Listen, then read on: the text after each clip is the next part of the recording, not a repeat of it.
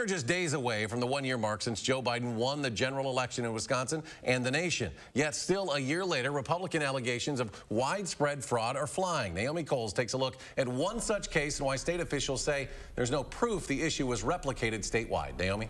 Today, Wisconsin's nonpartisan chief elections official has a message for Republican politicians calling on her to resign. She's not going anywhere, and the Elections Commission didn't break the law.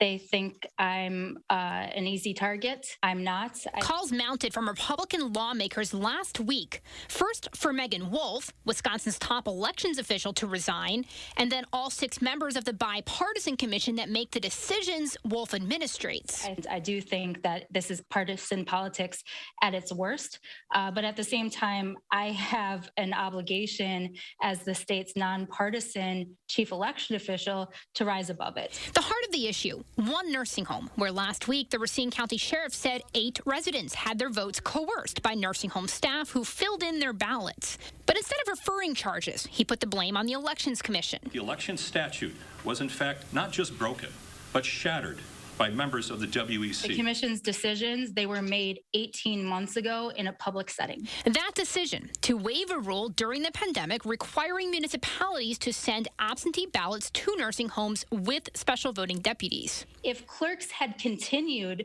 to try to accomplish their visits to facilities that they knew were not going to allow them in, those voters in those care facilities would not have been able to vote.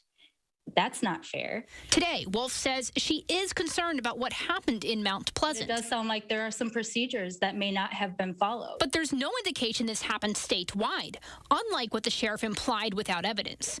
Ultimately, she says if wrongdoing happened, the district attorney should bring charges. But the calls for her to resign are evidence of widespread lack of knowledge about Wisconsin's elections process. I think it's baseless, and I think it's just partisan politics.